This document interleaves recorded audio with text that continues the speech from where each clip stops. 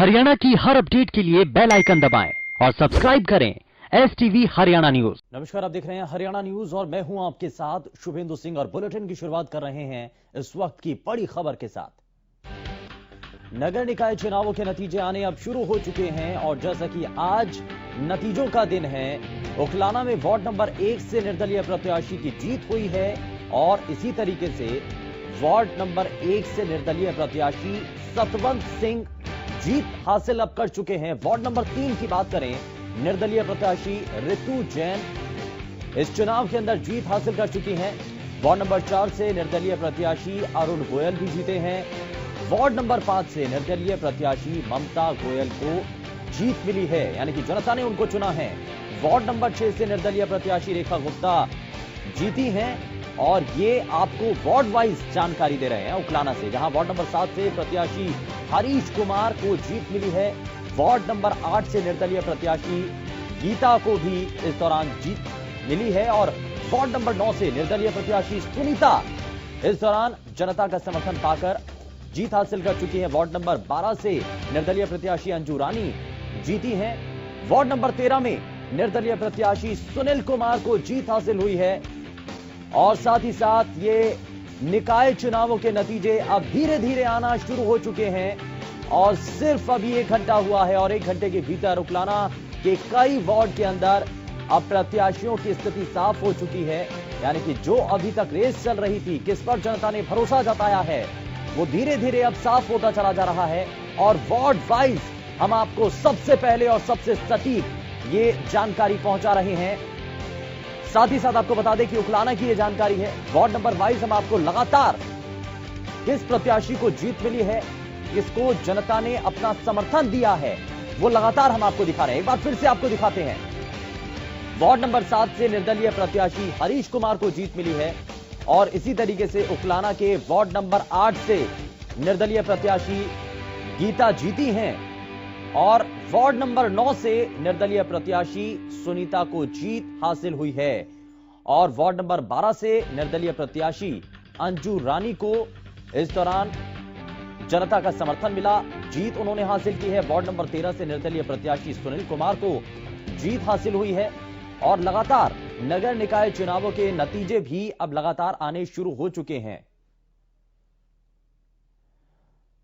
तो प्रशासन की तरफ से तैयारियां भी हैं इन सभी चीजों को लेकर के और साथ ही साथ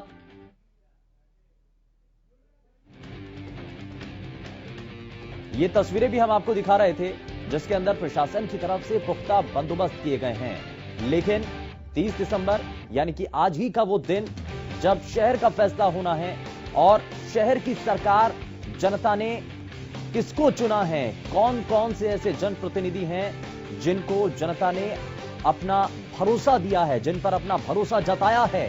वार्ड नंबर 5 से निर्दलीय प्रत्याशी जो है जीती हैं और वार्ड नंबर 6 से निर्दलीय प्रत्याशी रेखा गुप्ता को जीत मिली है और साथ ही साथ वार्ड नंबर 7 से निर्दलीय प्रत्याशी हरीश कुमार को जीत मिली है। वहीं वार्ड नंबर 8 से निर्दलीय प्रत्याशी गीता जीती हैं।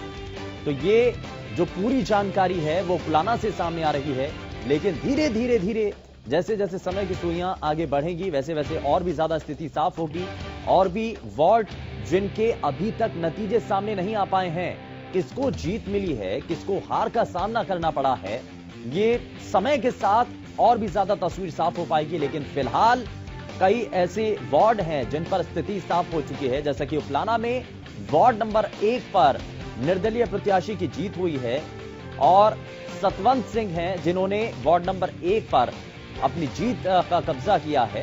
वार्ड नंबर 3 से निर्दलीय प्रत्याशी ऋतु जैन जीती हैं। वार्ड नंबर 4 की अगर बात करें तो निर्दलीय प्रत्याशी अरुण गोयल को जीत मिली है इस दौरान और वहीं वार्ड नंबर 5 से निर्दलीय प्रत्याशी ममता गोयल इस दौरान जीती हुई नजर आई हैं। वार्ड नंबर 6 से निर्दलीय प्रत्याशी रेखा गुप्ता को विजय मिली है और वार्ड नंबर 7 से निर्दलीय प्रत्याशी हरीश कुमार को जीत मिली है, वो जीते हैं इस चुनाव के अंदर। वार्ड नंबर 8 से निर्दलीय प्रत्याशी गीता को जीत मिली है, वो जीत चुकी हैं ये चुनाव और वार्ड नंबर 9 से निर्दलीय प्रत्याशी सुनीता भी इस दौरान जीत चुकी हैं ये चुनाव।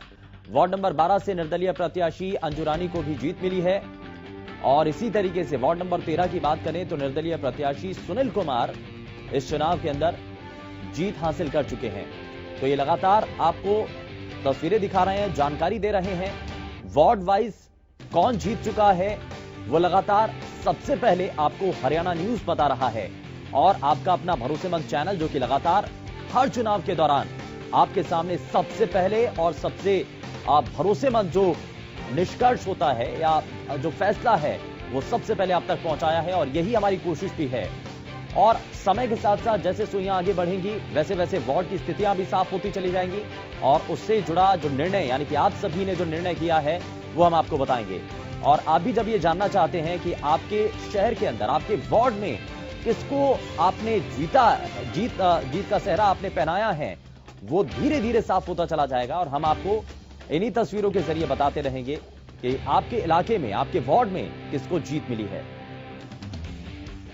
तो आपको बता दें कि लगातार हम आपको यह जानकारी दे रहे हैं कि वार्ड वाइज किसको जीत मिली है, और उकलाना की फिलहाल अलग अलग वार्ड की यह जानकारी मिल रही है, लेकिन साथ ही साथ बाकी इलाकों में भी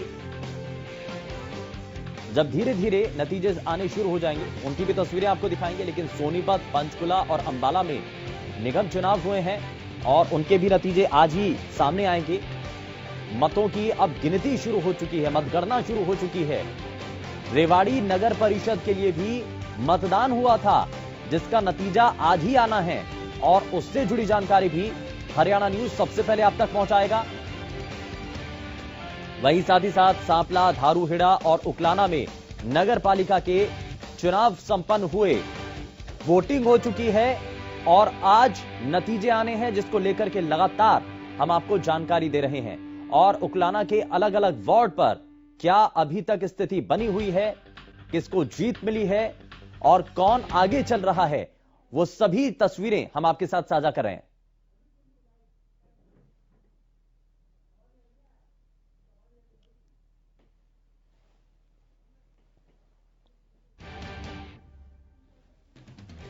और अनूप कुंडू हमारे संवाददाता ज्यादा जानकारी के साथ जुड़ चुके हैं, जरा उनका रुख कर लेते हैं। अनूप, क्या अभी तक जानकारी है, और भी वार्ड हैं जिनके बारे में अभी तक तस्वीरें साफ हो रही हैं? शुभेंदु जी, अगर उकलाना नगर पालिका की बात की जाए तो 13 पार्षद यहाँ पर चुने जाने थे, जिसमें से सभी का लगभग परिणाम आ चुका है। और यहाँ पर उसके बाद अब जो है काउंसिल चेयरमैन के लिए शुरू कर दी गई है, और उसका रुझान भी जल्दी ही आ जाएगा। 13 पार्षद आज यहाँ पर चुन लिए गए हैं और सभी के सभी निर्दलीय है। हालांकि देखने वाली बात यह है कि विजयी होने के बाद ये किस खेमे में जाते हैं, लेकिन फिलहाल जो इन्होंने चुनाव लड़ा था एक निर्दलीय के तौर पर लड़ा था। 13 पार्षदों का यहाँ पर फैसला हो चुका है, उसके बावजूद अब चेयरमैन के लिए काउंटिंग शुरू हो चुकी है। जी, तो अभी धीरे धीरे जैसे जैसे समय की सुइयां आगे बढ़ रही हैं, तस्वीरें साफ होती चली जाएंगी। लगभग उम्मीद है कि कितने बजे तक ये पूरी तस्वीर साफ हो पाएगी?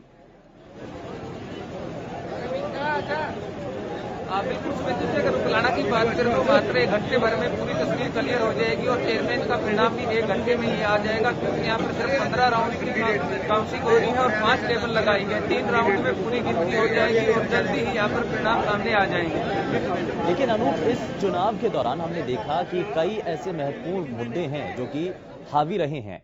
कुछ ऐसी चीजें हैं बुनियादी स्तर पर जो स्थानीय स्तर के चुनावों में देखने को मिलते थे, जनता के द्वारा उन बातों को भी उठाया गया। जीत हार का जो अंतर है वो किन मुद्दों के ऊपर आधारित रहेगा, और जो प्रत्याशी अभी जीत हासिल कर चुके हैं वार्ड के, वो क्या इनको अपनी जीत को लेकर के किन मुद्दों को आधार बता रहे हैं?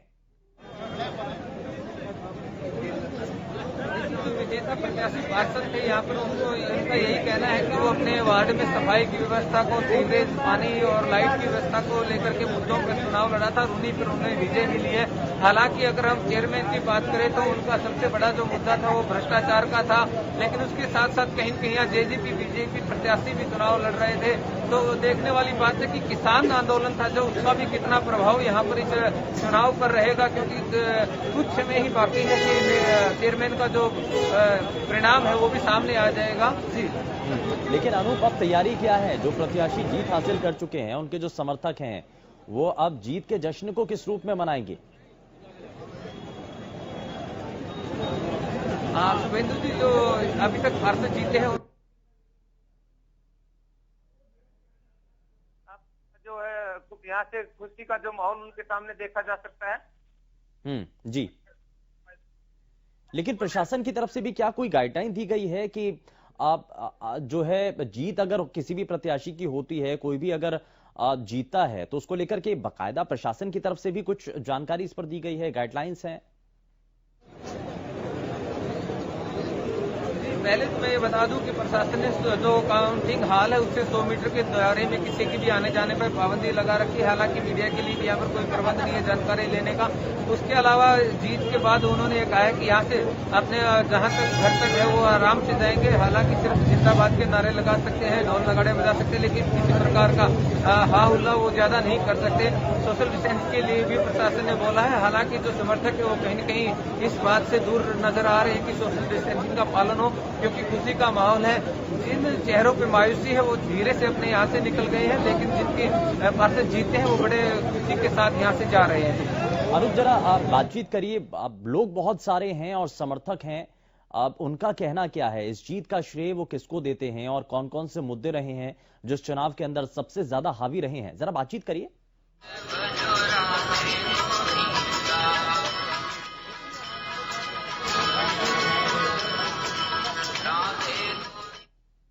के मुद्दे रहे हैं चुनाव में, किस प्रकार के मुद्दे रहे हैं? उपलाना में हम राजेश बंसल जो पंचायती उम्मीदवार चुना गया था, ऊपर वाले की दया से 2 बारी राजेश बंसल का नाम पंचायत में आया। मुद्दे क्या रहे? पानी, सीवरेज, किन मुद्दों पे चुनाव लड़ा गया? पानी, सीवरेज उपलाना के अंदर जैसे रोड के अंदर है वो पानी अपने आर्या कॉलेज के सामने वहाँ पे जल भराव हो जाता पानी, है। बारिश आती है तो कोई निकासी की व्यवस्था नहीं है। तो जो प्रत्याशी यहाँ से जीत रहे हैं, किस प्रकार का उत्साह है उनमें? जो प्रत्याशी जीत रहे हैं उसके अंदर बहुत ही हौसला चल रहा है। जैसे राजेश बंसल के बहुत से प्रत्याशी यहाँ पे है, तो सभी उम्मीद लगा रहे हैं कि राजेश बंसल यहाँ से बहुत बड़ी जीत लेकर उपलाना मंडी का विकास करेंगे। जी बिल्कुल, कहीं न कहीं ये देखने को मिल रहा है शुभेंदु की जो चेयरमैन पद के प्रत्याशी हैं उनके समर्थक जो पार्षद प्रत्याशी है वो जीत रहे हैं। तो यहाँ से कहीं कहीं ये अंदाजा लगाया जा सकता है कि अगर पार्षद उनके जीत रहे हैं तो अगर उसी रेशो में मतदान हुआ है तो जरूर चेयरमैन भी उन्हीं का जीतेगा। जिस प्रकार से ये एक मतदाता का यहाँ पे कहना था। जी ठीक है, बहुत शुक्रिया अनूप इस पर जानकारी देने के लिए। आगे भी आपसे अपडेट लेते रहेंगे, वापस लौटूंगा, लेकिन फिलहाल जो है ये तस्वीरें हम आपको दिखा रहे हैं। प्रशासन की तरफ से ये जो तैयारियां की गई हैं, पुख्ता बंदोबस्त किए गए हैं और साथ ही साथ जो काउंटिंग सेंटर हैं उसके आसपास पुलिस की मौजूदगी है, सुरक्षा का एक कड़ा घेरा लगाया गया है, जैसा कि आप तस्वीरों के जरिए देख रहे हैं। हालांकि सुबह से ही सर्दी भी काफी ज्यादा है, लेकिन ऐसे में प्रशासन की तरफ से तैयारियों में कोई भी कमी नजर नहीं आ रही है और उत्साह प्रत्याशियों के जो समर्थक हैं उनमें भी कम नजर नहीं आ रहा है। देखिए, आप सुबह ही सुबह बेशक सर्दी काफी ज्यादा है, लेकिन उसके बावजूद भी समर्थक डटे हुए हैं, अपने जो कैंडिडेट हैं उसका समर्थन करने के लिए पहुंचे हुए हैं। उम्मीद सभी को यही है कि उनके जो साथी हैं, उनके जो नेता हैं, उनके जो प्रतिनिधि हैं, उनकी जीत इस चुनाव के अंदर उनको मिल सके।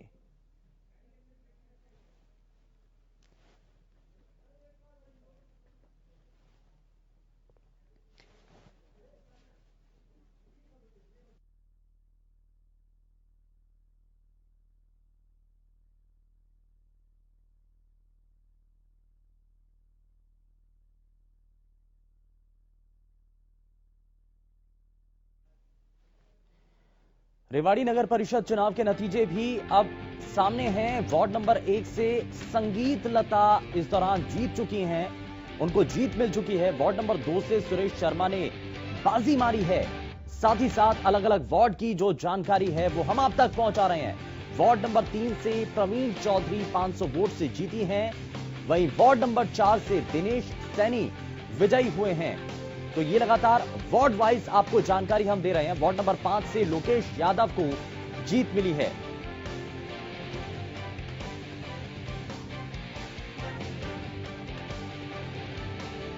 रेवाड़ी नगर परिषद के चुनाव के नतीजे भी अब सामने आते जा रहे हैं और जैसे जैसे आप लगातार नतीजे सामने आ रहे हैं, पूरी तस्वीर हम आप तक पहुंचा रहे हैं। वार्ड नंबर 2 से सुरेश शर्मा ने बाजी मारी है, इस दौरान जीत उनको हासिल हुई है।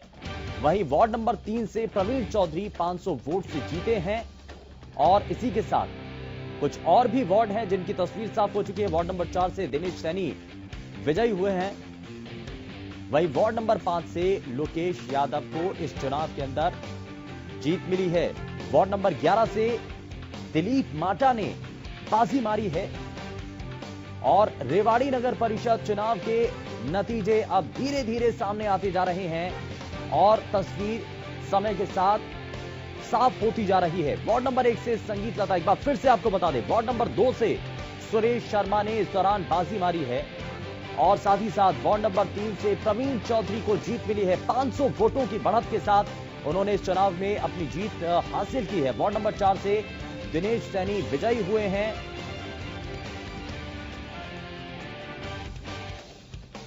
वार्ड नंबर 4 से सरिता सैनी को जीत मिली है और वार्ड नंबर 5 से लोकेश यादव जीते हैं।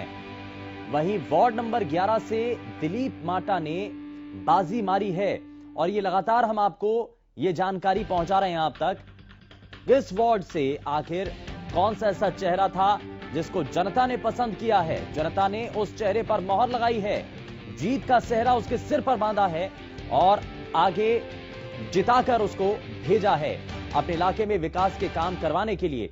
और ये माना जाता है कि शहर का जो चुनाव है, क्योंकि ये स्थानीय स्तर के मुद्दे हैं, स्थानीय यहां पर जो परेशानियां आती हैं, बहुत सारी कई चुनौतियां होती हैं, क्या जो नेता जिसको चुना है जनता ने, वो वाकई में जनता का जो भरोसा है उसको पा करके उन कामों को करवा पाएगा, बड़ा सवाल है। स्पीच रुक कर रहे हैं एक और बड़ी खबर का, और सिरसा से स्पीच खबर, जहां वार्ड नंबर 29 के नतीजे अब घोषित हो चुके हैं। आपको बता दें कि एचएलपी समर्थित उम्मीदवार निशा बजाज इस चुनाव के अंदर जीत हासिल कर चुकी हैं। निशा बजाज ने 422 वोटों से अपनी जीत दर्ज की है और एचएलपी समर्थित निशा बजाज को कुल 1094 वोट मिले हैं और निर्दलीय प्रत्याशी सुषमा मल्होत्रा को 672 वोट मिले हैं।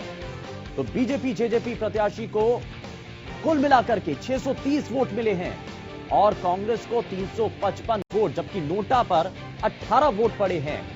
वहीं आपको यह भी बता दें कि सिरसा में वार्ड नंबर 29 के अब नतीजे घोषित हो चुके हैं और एक बड़ी जीत यहां पर निशा बजाज की तरफ से हुई है और एचएलपी समर्थित उम्मीदवार है निशा बजाज, जिन्होंने इस चुनाव में जीत हासिल की है।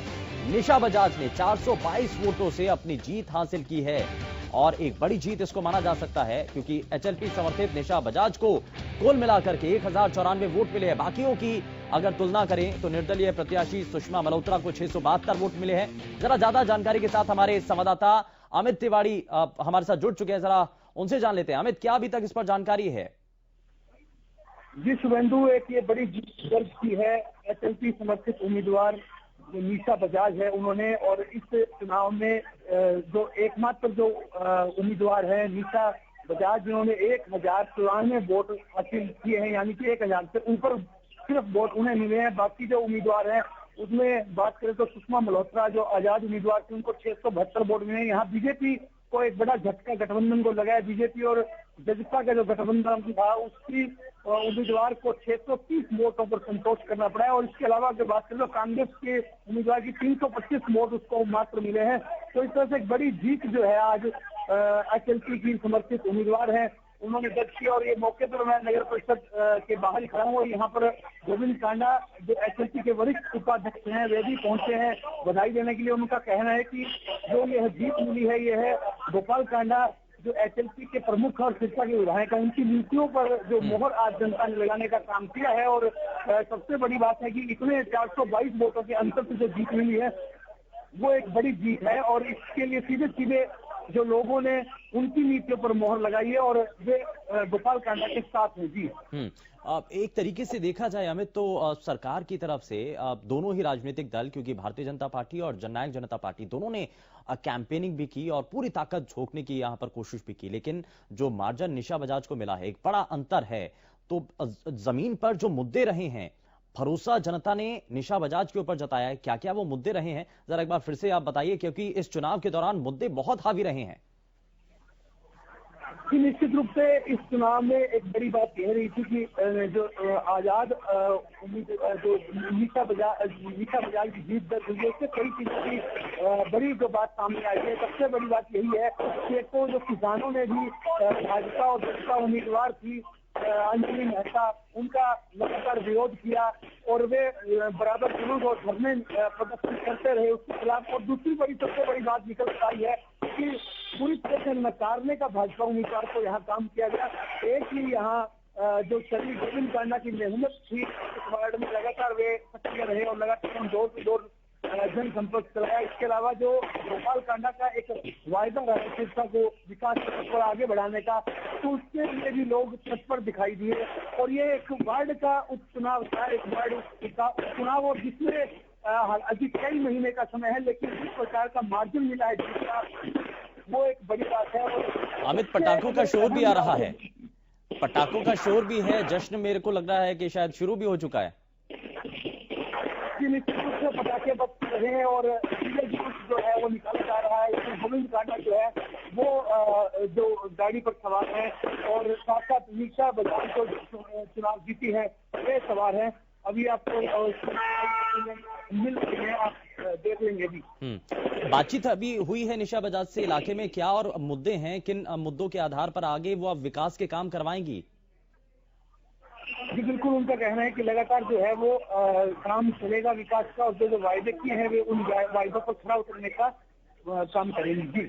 ठीक है, बहुत शुक्रिया अमित इस पर जानकारी देने के लिए। तो हमारे संवाददाता अमित तिवारी इस पर जानकारी दे रहे थे। और जैसा कि एक बड़ा अंतर यहां पर हुआ है इस जीत के दौरान सिरसा वार्ड नंबर 29 में, जहां नतीजे अब सामने हैं, घोषित हो चुके हैं। निशा बजाज को जीत मिली है, एक बड़े मार्जिन के साथ एचएलपी समर्थित उम्मीदवार निशा बजाज ने जीत हासिल की है। साथ ही आपको बता दें कि 422 वोट हैं, जिस बड़े अंतर के साथ उन्होंने इस चुनाव को जीता है। एचएलपी समर्थित निशा बजाज को कुल 1094 वोट मिले हैं। वहीं निर्दलीय प्रत्याशी सुषमा मल्होत्रा को 672 वोट मिले हैं। वहीं भारतीय जनता पार्टी और जननायक जनता पार्टी का जो गठबंधन था उसके प्रत्याशी को 630 वोट मिले हैं, महज 630 वोट। आप समझिए कि कितना मुश्किल ये मुकाबला रहा है। कांग्रेस को 355 वोट मिले हैं और 18 जो मत गए हैं वो नोटा को गए हैं। तो अब ऐसे में कुल मिलाकर के सिरसा के वार्ड नंबर 29 की तस्वीर साफ हो चुकी है। एचएलपी समर्थित उम्मीदवार इस बीच रुक कर रहे हैं बड़ी खबर का, और जरा आपको तस्वीरें दिखाते हैं रेवाड़ी की। और रेवाड़ी से इस बीच ये जानकारी और बड़ी खबर सामने आ रही है।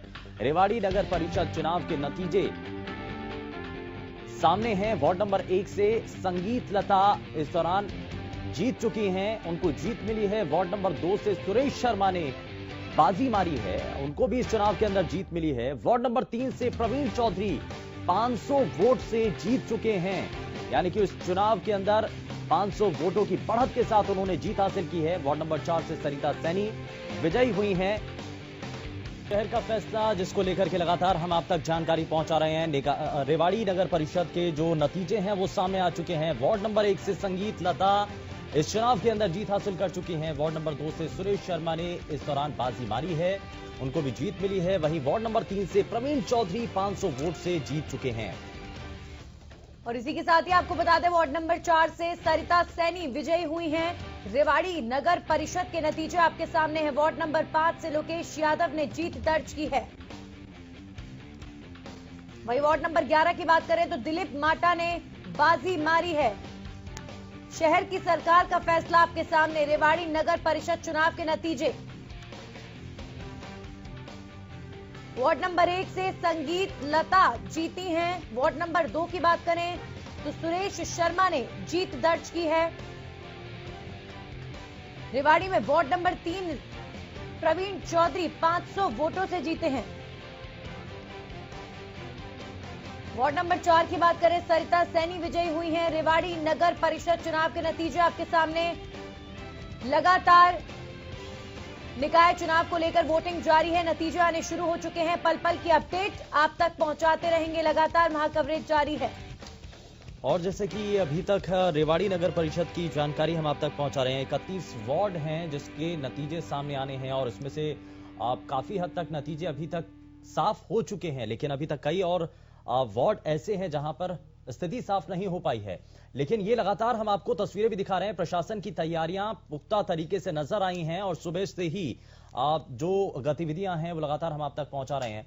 साथ ही साथ आपको ये भी बता दें कि इस दौरान जो मतगणना केंद्र हैं, जो कि काउंटिंग सेंटर हैं, उसके पास पुलिस का एक कड़ा पहरा है। प्रशासन की पूरी तरीके से यहां पर मुस्तैदी नजर आ रही है, लेकिन समर्थकों में एक बड़ा जोश देखने को मिल रहा है, क्योंकि उनके नेता अब जैसे जैसे कई सीटों पर तो जीत हासिल कर चुके हैं, तो जीत का जश्न भी कई जगहों पर मनाया जा रहा है। उसको लेकर के सिरसा की जो तस्वीरें थी वो भी हमने आपके साथ साझा की थी। सिरसा में निशा बजाज को जो जीत हासिल हुई है, उसके बाद से जश्न का माहौल है। और साथ ही साथ हाल फिलहाल के अंदर उकलाना में भी कई वार्ड ऐसे हैं जहां पर स्थिति साफ हो चुकी है और अब जो है चेयरमैन का वहां सिर्फ एक रिजल्ट आना रहता है, उसके बाद जो है पूरी तरीके से उकलाना के अंदर स्थिति साफ हो जाएगी। हालांकि निर्दलीय जो प्रत्याशी हैं उकलाना के अंदर वो जीत हासिल कर चुके हैं, पूरी तरीके से उकलाना की जो स्थिति है वो साफ हो चुकी है। लेकिन रेवाड़ी नगर परिषद के अंदर क्या अभी तक हलचल है, उसको हमने आपको तस्वीरों के जरिए बताया है। राउंड 3 की अगर बात करें तो सोनीपत में मेयर की जंग अब तेज हो चुकी है और इसके लिए राउंड 3 के अंदर बीजेपी 11,799 वोट के साथ पहले नंबर पर बनी हुई है। 11,253 वोटों के साथ कांग्रेस दूसरे नंबर पर है और वहीं इंडिपेंडेंट जो है काफी पीछे अभी इसमें नजर आ रहे हैं। लेकिन राउंड 3 इस वक्त सोनीपत के अंदर जब चल रहा है, तो ऐसे में जो जानकारी है वो इन तस्वीरों के जरिए आप देख रहे हैं। जी देखिए शुभेंदु, एक बात बेहद खास है, यहाँ पर नगर निगम चुनाव पहली बार हो रहे हैं सोनीपत में और वाकई इतिहास होगा जो भी कैंडिडेट इस बार जीत दर्ज करते हैं। और एक और खास बात देखिए कि बीजेपी के कैंडिडेट यहां पर आगे हैं, तो सोनीपत में सिंघू बॉर्डर पर जहां एक तरफ लगातार किसान आंदोलन चल रहा है, तो यही सोच रहे थे हम कि इस आंदोलन का कितना असर सोनीपत में होगा।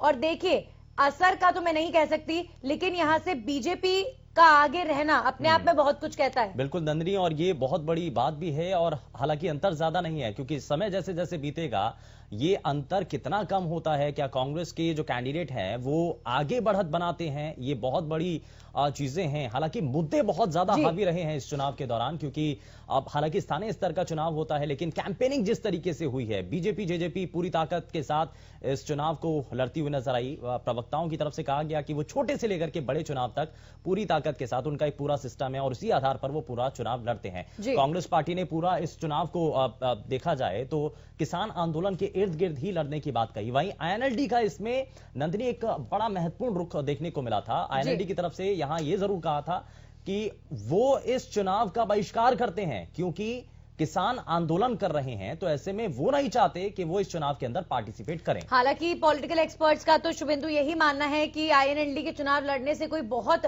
बड़ा जो है अंतर नहीं पड़ा है, लेकिन यहां पर टक्कर जो है वो बीजेपी और जेजेपी गठबंधन और उनके सामने जो है कांग्रेस के कैंडिडेट्स की है। हालांकि अभी फिलहाल तस्वीरें साफ होंगी जब सभी जगह के नतीजे सामने आ जाएंगे, लेकिन अगर यहां सोनीपत में बीजेपी के कैंडिडेट जिस तरीके से आगे चल रहे हैं वो एक बहुत बड़ा संदेश देने वाली बात है, क्योंकि सिंघू बॉर्डर पर पिछले 35 दिनों से किसान लगातार डटे हुए हैं।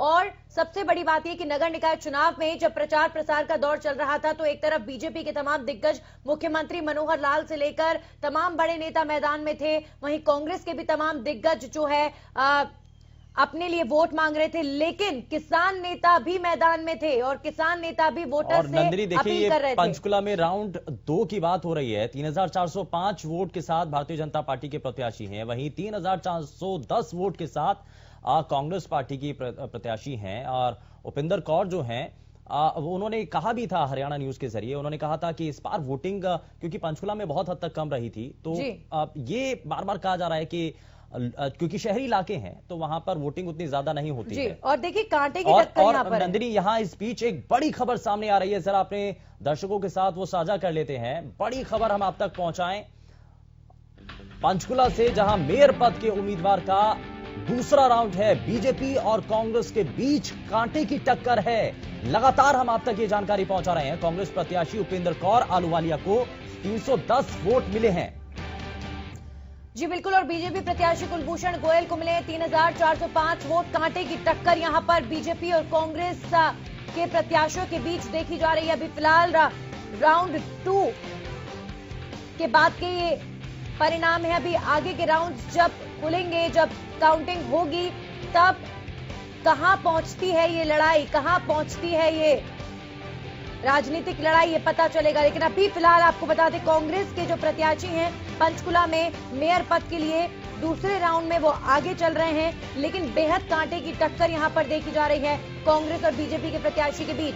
बीजेपी के प्रत्याशी को मिले हैं यहां पर 3,405 वोट और कांग्रेस के प्रत्याशी 3,410 वोटों से आगे चल रहे हैं। बिल्कुल नंदिनी, और ज्यादा अंतर भी नहीं है, 5 वोट का अंतर है। और ये कब ये अंतर कम और ज्यादा हो सकता है, कौन आगे होता है, क्योंकि कुलभूषण गोयल जो कि भारतीय जनता पार्टी के कैंडिडेट हैं, 3,405 वोट फिलहाल दूसरे राउंड के अंदर उनको मिलते हुए नजर आए हैं। वहीं उपेंद्र कौर आलूवालिया जो कि कांग्रेस पार्टी की कैंडिडेट हैं और उनकी तरफ से जो है इस चुनाव के अंदर कैंपेनिंग जो है अपने पहले काम को लेकर के की गई थी। उन्होंने कहा था कि डंपिंग ग्राउंड को शिफ्ट करने की जो लड़ाई थी वो एक लंबे वक्त से लड़ती रही थी और इसी को एक बड़ा मुद्दा बनाया गया था, जिसमें ये कहा गया था कि इस डंपिंग ग्राउंड को लेकर के बड़ी परेशानी है।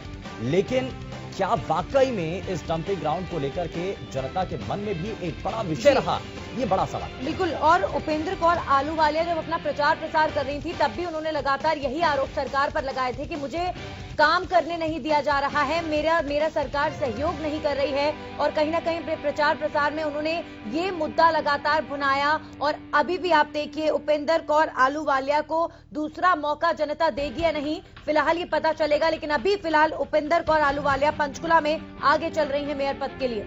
और ज्यादा अंतर नहीं है। एक बार फिर से हम अपने सभी दर्शकों को बता दें, अंतर ज्यादा नहीं है, लेकिन बड़ा सवाल यही है कि धीरे धीरे जैसे जैसे राउंड दर राउंड आगे गिनती बढ़ती है, कौन आगे होता है, कौन पीछे रह जाता है, ये बड़ा सवाल इस वक्त बना हुआ है।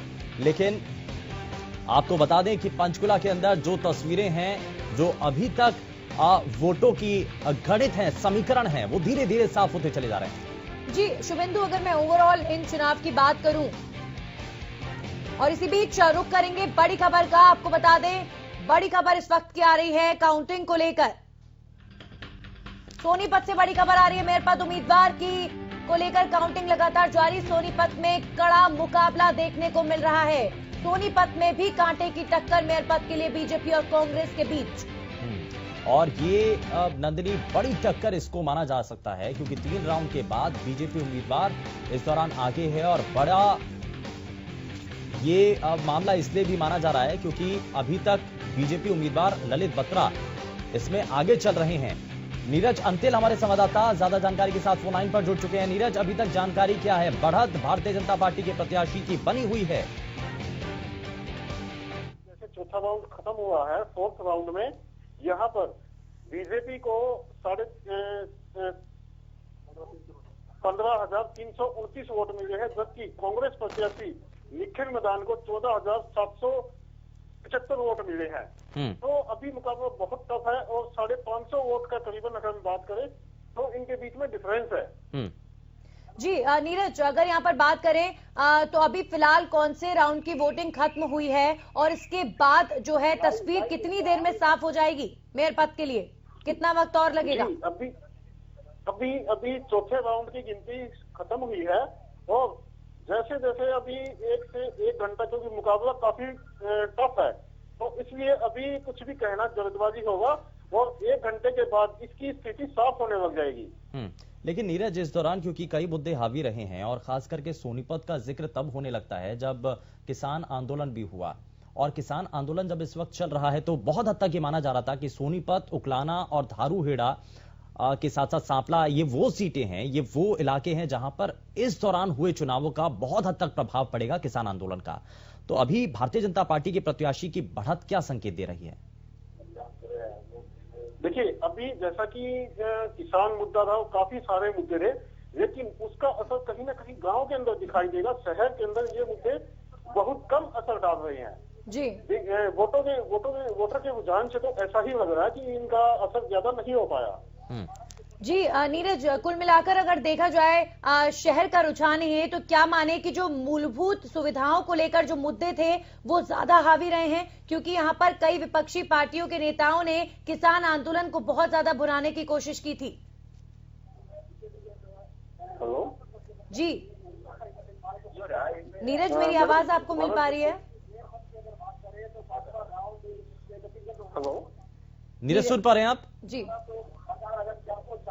लगता है कुछ तकनीकी खामी आ रही है, हमारी आवाज जी। जो है हमारे संवाददाता लेकिन तक नहीं पहुंच देखिए रही। शुभेंदु, यहाँ पर बीजेपी का आगे रहना अपने आप में एक बड़ा संकेत है, बहुत बड़ी बात है, क्योंकि लगातार अनुमान जो है, अगर हम विपक्षी नेताओं की बात करते थे तो वो बहुत ओवर कॉन्फिडेंट रहते थे इस किसान आंदोलन की वजह से कि जीत तो हमारी ही होगी। देखिए, और विपक्ष की तरफ से नंदिनी, और यही मैं इसलिए भी कह रहा था क्योंकि सोनीपत का जो चुनाव है वो अपने आप में इसलिए भी महत्वपूर्ण है क्योंकि इसी रास्ते से होकर के रोज बिल्कुल। लोग देख रहे हैं कि ट्रैक्टर ट्रॉलियां वहां से जा रही हैं, हर दिन सोनीपत किसान का वहां जिक्र हो पर रहा है। डटे जी। हुए हैं। जी। तो ऐसे में ये माना जा रहा था कि इस सीट पर तो कम से कम बहुत हद तक इस किसान आंदोलन का प्रभाव नजर आएगा, लेकिन अभी तक भारतीय जनता पार्टी के प्रत्याशी की अगर बढ़त है, और वो भी आप देखिए कि लगभग 1000 वोट का अंतर आप मानकर चलिए, इतना अंतर जरूर फिलहाल जो नजर आ रहा है, तो जी। एक बड़ा अंतर इसमें माना जा सकता है। लेकिन हालांकि समय के साथ परिस्थितियां कैसे बदलती हैं ये भी देखना होगा, क्योंकि अभी 4 राउंड की जो काउंटिंग है वो हो चुकी है, लेकिन अब धीरे धीरे जैसे जैसे समय के साथ सुइयां आगे बढ़ेंगी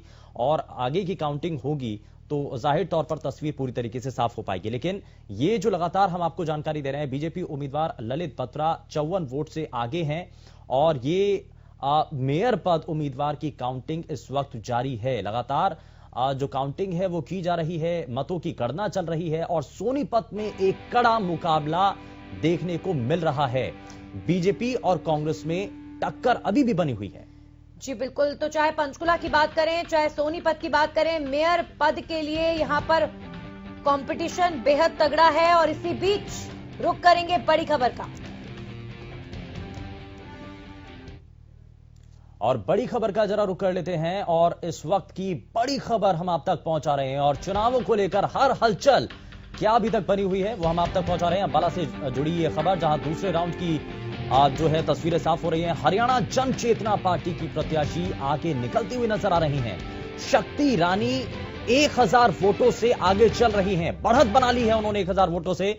अंबाला में दूसरे राउंड की गिनती अब पूरी हो चुकी है, और साथ ही साथ अंबाला के अंदर दूसरे राउंड की जो मतों की गणना है वो अब पूरी हो चुकी है, और उसके बाद हरियाणा जन चेतना पार्टी आगे इसमें निकलती नजर आ रही है। शक्ति रानी 1000 वोटों से बढ़त बना चुकी हैं। बाकी प्रत्याशियों के मुकाबले उनकी स्थिति अब मजबूत हो चुकी है, लेकिन इस बढ़त को वो कब तक बनाकर रख पाती हैं ये फिलहाल देखना होगा। लेकिन वंदना शर्मा, जब भारतीय जनता पार्टी की उम्मीदवार मैदान में हैं, वो पीछे रह चुकी हैं। मीना अग्रवाल जो कि कांग्रेस पार्टी की उम्मीदवार हैं, वो भी इस वक्त पीछे हैं, और 1000 वोटों के साथ एक बड़े अंतर के साथ उन्होंने बढ़त बना ली है। जी बिल्कुल शुभेंदु, देखिए बड़ी बात होती है जब निर्दलीय प्रत्याशी, एक तरीके से मैं कहूंगी, क्योंकि बड़ी पार्टी नहीं है हरियाणा जन चेतना पार्टी, और ये इनकी जो कैंडिडेट हैं वो जिस तरीके से 1000 वोटों से 1000 वोट, चूंकि मैं पंचकुला और सोनीपत की कंपटीशन को देख रही हूँ, तो यहाँ तो बहुत तगड़ा कंपटीशन, जिसमें शक्ति रानी शर्मा बहुत ज्यादा आगे जा चुकी हैं। अगर आप दूसरी सीट से कंपेयर करें तो 1000 वोटों से हरियाणा जन चेतना पार्टी आगे है, और बीजेपी और कांग्रेस जो है वो पीछे रह गई हैं। तो अंबाला की जनता ने यहाँ पर क्या इशारा करने की कोशिश की है? और जो स्थानीय नेतृत्व है उनका भी यहाँ पर जिक्र होता है नंदिनी, क्योंकि उनकी भूमिका इन चुनावों के अंदर बहुत हद तक नजर आती है, और उन्होंने कैंपेनिंग किस तरीके से की है, जनता को कितना अपने साथ जोड़ा है, और अपनी पार्टी के जो उम्मीदवार हैं उनके लिए उन्होंने कितनी अपील की है वोटों के लिए लोगों से, ये बहुत महत्वपूर्ण है।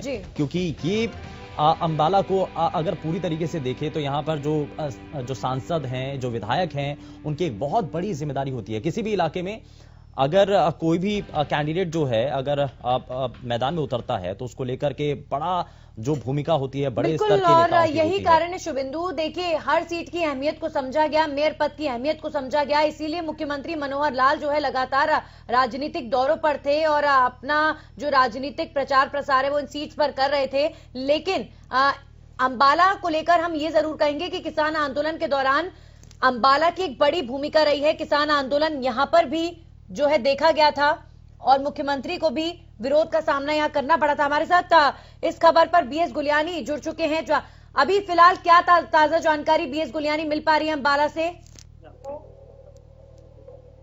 हेलो जी बीएस गुलियानी, यहाँ से शक्ति रानी शर्मा आगे चल रही हैं, अपने आप में बड़ी बात है ये। जी बिल्कुल बिल्कुल नंदिनी, शक्ति रानी शर्मा हरियाणा जन चेतना पार्टी से उम्मीदवार थी मेयर पद के लिए और वो करीब 1400 वोटों से आगे चल रही हैं। भाजपा प्रत्याशी 2 नंबर पर चल रही हैं, डॉक्टर वंदना शर्मा वो 2 नंबर पर चल रही हैं।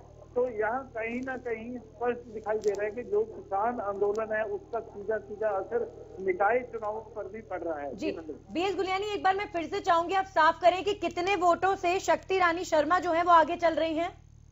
जी बिल्कुल, लगभग 1400 वोटों से 2 राउंड की जो मतगणना है वो पूरी हो चुकी है और 1400 वोटों से शक्ति रानी शर्मा आगे चल रही हैं और जो भाजपा प्रत्याशी डॉक्टर वंदना शर्मा दूसरे नंबर पर चल रही हैं। गुलियानी, एक चीज और बताइए कि अभी कितने राउंड की और यहाँ पर मतों की गणना होनी है?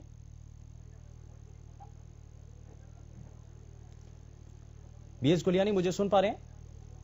जी जी जी बीएस गुलियानी, क्या अभी तक, क्योंकि 2 राउंड की तो मतगणना हो चुकी है, लेकिन इसके बाद कितने राउंड अभी और बाकी हैं?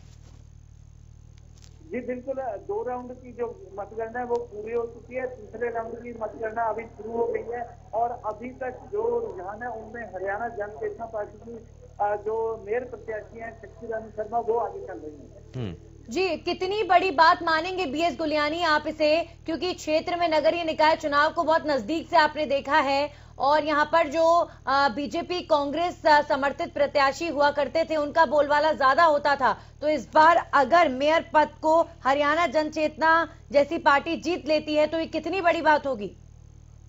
हाँ जी बिल्कुल नंदिनी, एक बहुत बड़ी बात होगी। इससे ये भी वाला ये जो लोग थे वो कहीं ना कहीं बदलाव चाहते थे, क्योंकि पिछले दूसरा प्लान चल रहा था भाजपा की सरकार की। यहाँ पे पहले जो एमपी थे वो भी पिछले 3 साल से चुनाव नहीं हुए थे, सरकार ने चुनाव नहीं करवाए थे। तो एक जो बहुत बड़ा ड्रॉबैक था वो ये था कि लोगों के अंदर कहीं ना कहीं एक गुस्सा था जिसको उन्होंने ईवीएम मशीन में बटन अपना गुस्सा निकाला और आज जो हरियाणा जन चेतना पार्टी है उसकी प्रत्याशी मेयर पद की प्रत्याशी शक्ति रानी शर्मा आगे बढ़ चुनाई हुई है।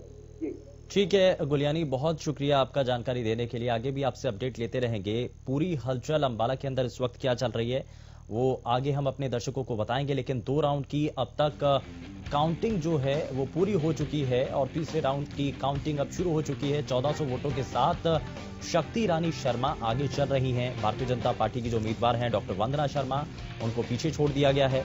आप दूसरे नंबर पर वंदना शर्मा हैं और वहीं मीना अग्रवाल कांग्रेस पार्टी के उम्मीदवार आप तीसरे नंबर पर इस वक्त चल रही हैं।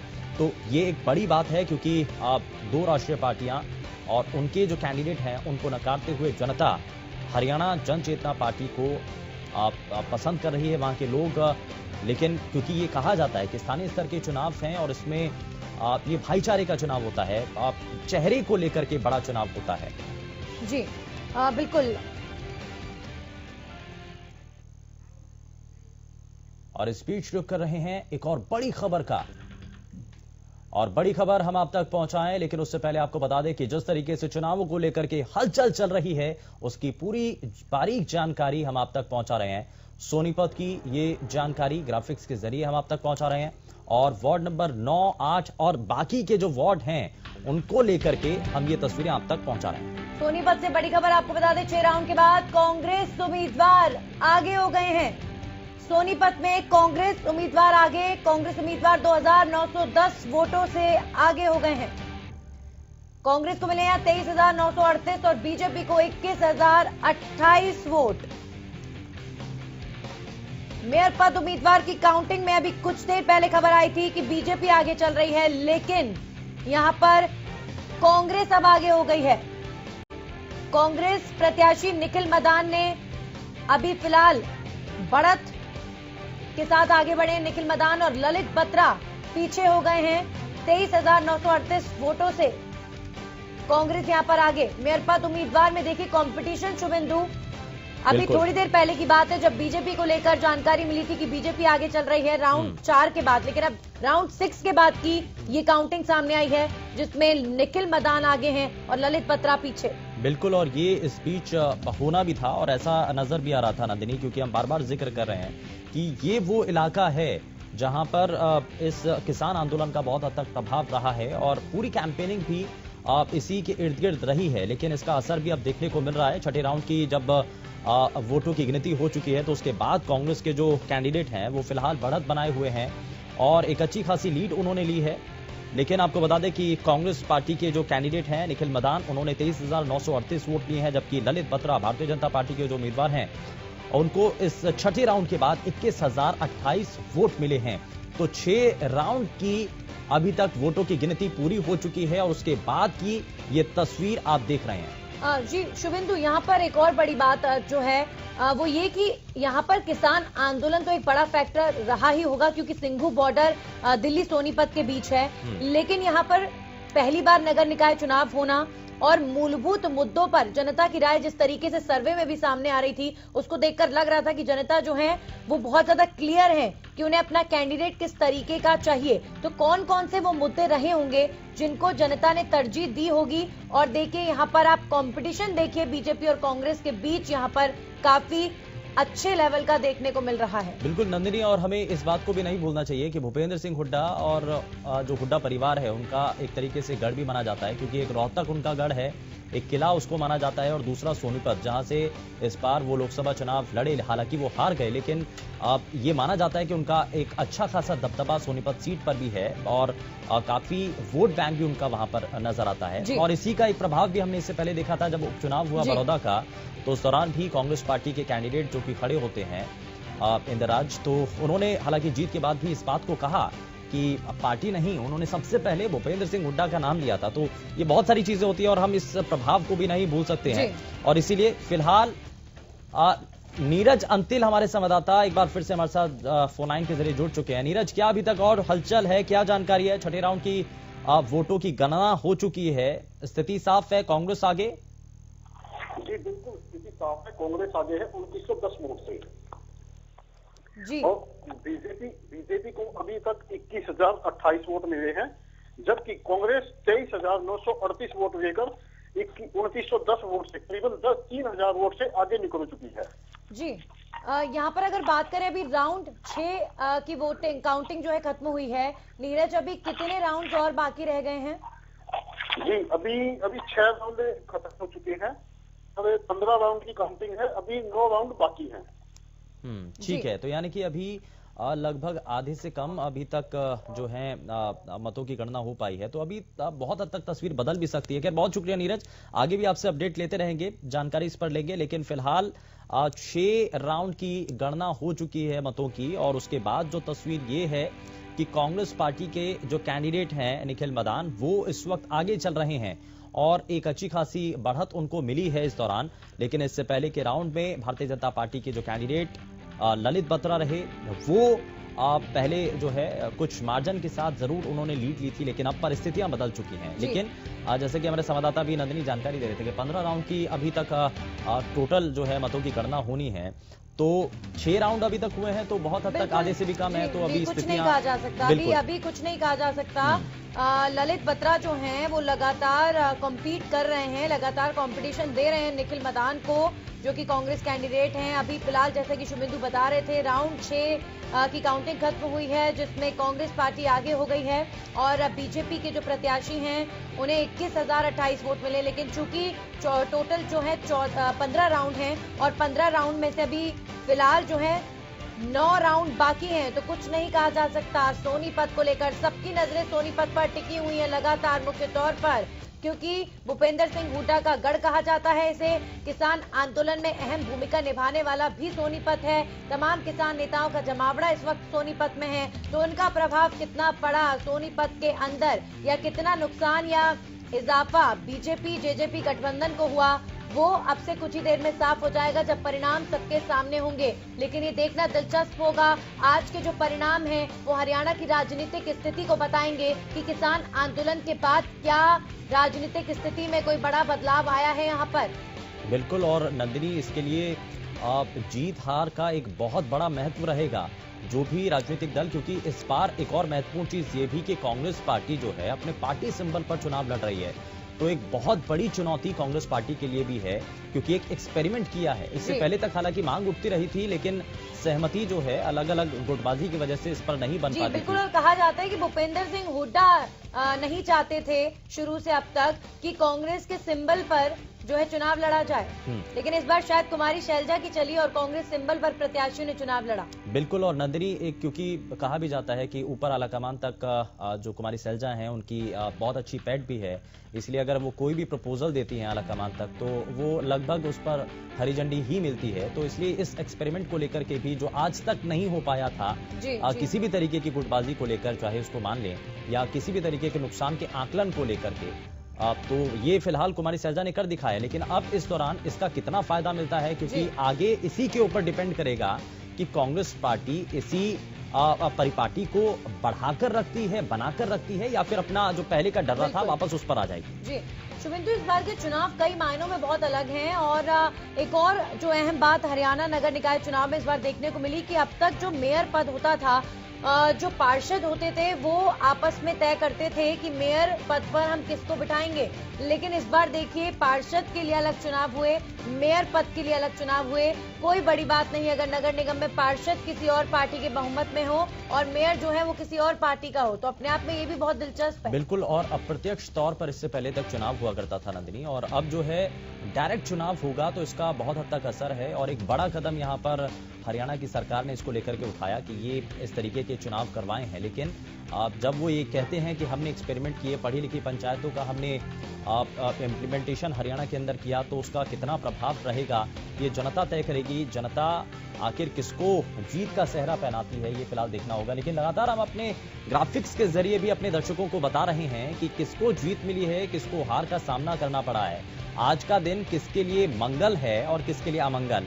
खैर ये पूरे आंकड़े हैं जो कि आप टैली के जरिए देख रहे हैं, और हम आपको जब अभी तक सोनीपत की मेयर पद को लेकर के जो कश्मकश की स्थिति बनी हुई है वो जब हम आपको बता रहे हैं, तो साथ ही साथ अंबाला की जो पूरी टैली है वो भी आप देख पा रहे हैं। पंचकुला के अंदर स्थितियां क्या बन रही हैं वो हम आपको लगातार हम एक बार आपको बता भी देते हैं जो मेयर पद के उम्मीदवार हैं। पंचकुला की बात करें तो यहाँ पर कुलभूषण गोयल बीजेपी से, उपेंद्र कौर आलूवालिया कांग्रेस से और अनिल बाबोत्रा जो हैं वो बीएसपी से हैं। राउंड 2 के बाद जो परिणाम सामने आए थे इसमें बीजेपी पीछे चल रही थी, तो अभी फिलहाल ताजा अपडेट हम लेंगे जरूर उमंग से।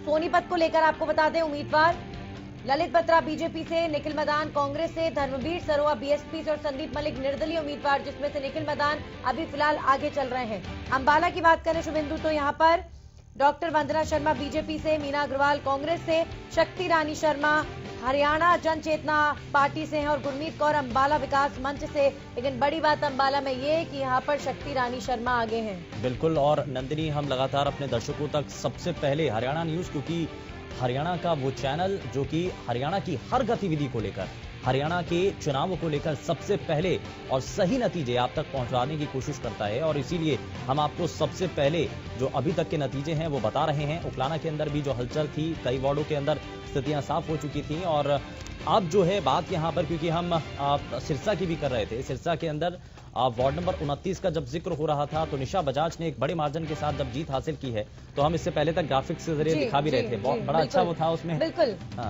सिरसा में जिस तरीके से एचएलपी उम्मीदवार की उपचुनाव में जीत हुई है वार्ड नंबर 29 में, कहीं ना कहीं एचएलपी को लेकर जो वहां की जनता के अंदर लोकप्रियता है शुभेंदु वो लगातार साबित हो रही है, क्योंकि विधानसभा चुनाव में भी एचएलपी के जो सुप्रीमो हैं गोपाल कांडा, उन्होंने जीत दर्ज की थी। और अब देखिए एक बार फिर से यहाँ वार्ड नंबर 29 में उपचुनाव में जिस तरीके से एचएलपी की उम्मीदवार, एचएलपी समर्थित उम्मीदवार जीती हैं, उससे कहीं ना कहीं यही साबित होता है कि एचएलपी की लोकप्रियता यहाँ पर लगातार बढ़ रही है। बिल्कुल, और अंजनी मेहता जो कि भारतीय जनता पार्टी की कैंडिडेट रही और गठबंधन का पूरा समर्थन उनको मिला, उनको हार का सामना करना पड़ा है, लेकिन हम आपको पूरी तरीके से तीनों निगमों, एक परिषद और पालिकाओं के जो नतीजे हैं उसके बारे में जानकारी दे रहे हैं। 6 राउंड के बाद कांग्रेस उम्मीदवार आगे हैं, ये लगातार हम आपको सोनीपत की जानकारी आप तक पहुंचा रहे हैं।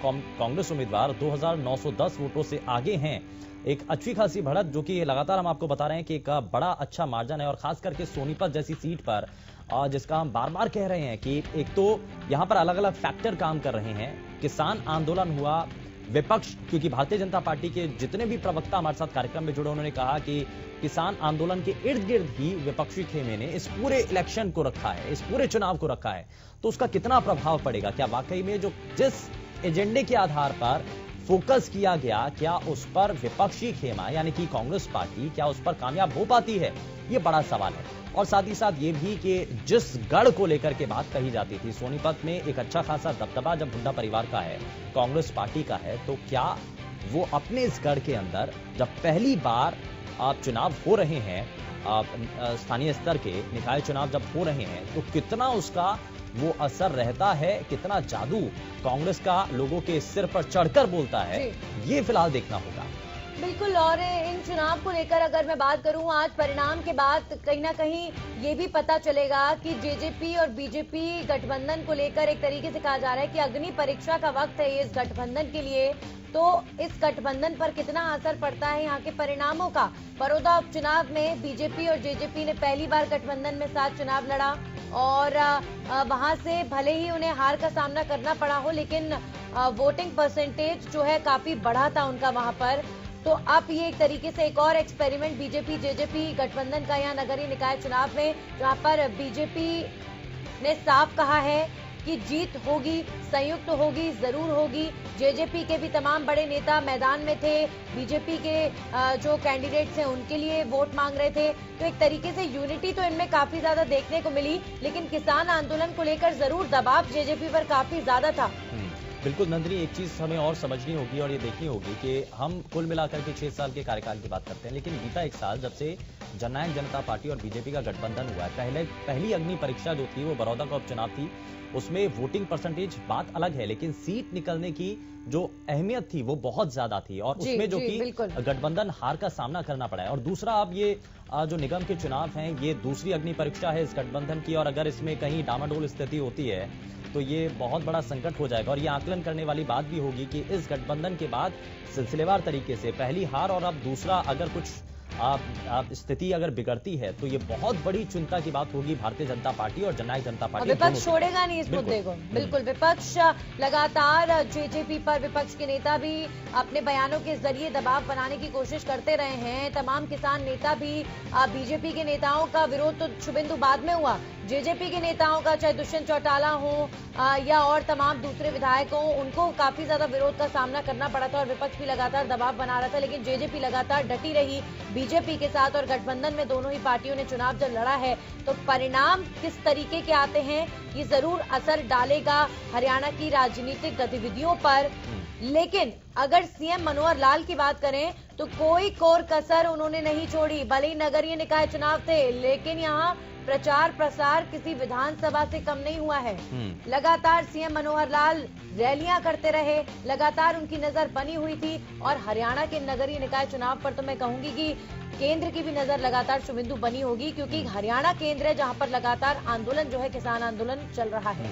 बिल्कुल, और इसीलिए फोकस जो है स्थानीय स्तर के नेताओं का भी बहुत हद तक इस चुनाव को लेकर के नजर आया था, क्योंकि ये एक तरीके से इस ओर संकेत देगा सरकार, केंद्र सरकार को भी ये बताने के लिए कि जहां इस वक्त आंदोलन चल रहा है, क्योंकि पंजाब के किसान और देश के अलग अलग हिस्सों से आए हुए किसान जब हरियाणा और दिल्ली के बॉर्डर पर डटे हुए हैं, तो इस वक्त हो रहे चुनावों पर इस आंदोलन का कितना असर होता है। अगर इसमें जीत भारतीय जनता पार्टी को मिलती है, उनके कैंडिडेट्स को मिलती है, तो उनको बताने के लिए काफी होगा कि इन जो इस वक्त आंदोलन चल रहा है उसका किसी भी तरीके से प्रभाव नहीं हुआ है। हालांकि बड़ौदा के इलेक्शन जब हुए थे उस वक्त सिर्फ हरियाणा के अंदर कुछ एक बड़ौदा का एक तो इलेक्शन हारे थे और बाकी अलग अलग राज्यों के अंदर कुछ एक सीटें हारे थे, बाकी सभी सीटों पर जो है जीत हासिल हुई थी। तो इसीलिए बार बार ये कहा जा रहा था कि इस आंदोलन का असर चुनावों पर नहीं होगा, और बहुत हद तक जो ये कहा जा रहा है कि व्यापक स्तर पर विरोध हो रहा है, तो उतना नहीं है, क्योंकि बिहार के अंदर भी चुनाव हुआ, बार बार इसको बताया जाता रहा कि बिहार के किसान परेशान हैं, लेकिन बिहार की जनता ने पहले के मुकाबले बीजेपी को ज्यादा पसंद किया है नंदिनी, इस बात को भी समझना होगा। तो ये आप अब देखते हैं कि इसमें जो हरियाणा के निगम के चुनाव हैं, नगर पालिकाओं के परिषद के चुनाव हैं, इसमें आखिर कौन जीतता है, किसको जीत मिलती है, लगातार हम हर तस्वीर अपने दर्शकों के साथ साझा कर रहे हैं। जी चलिए, अब मैं जानकारी दे दूं एक बार फिर से। बड़ी खबर आ रही है, बड़ी खबर का रुख करेंगे इस वक्त की। सिरसा में वार्ड नंबर 29 के नतीजे घोषित किए जा चुके हैं और ऑफिशियली अनाउंस हो चुका है। सिरसा वार्ड नंबर 29 में एचएलपी समर्थित उम्मीदवार निशा बजाज ने जीत दर्ज की है। आपको बता दें, निशा बजाज ने 422 वोटों से जीत दर्ज की है। एचएलपी समर्थित उम्मीदवार है निशा बजाज। एचएलपी समर्थित निशा बजाज को कुल 1094 वोट यहां पर मिले हैं। निर्दलीय प्रत्याशी सुषमा मल्होत्रा को 672 वोट मिले हैं। बीजेपी जेजेपी प्रत्याशी को कुल 630 वोट से संतुष्ट रहना पड़ा। कांग्रेस को 355 वोट और नोटा पर भी यहां पर 18 वोट पड़े हैं।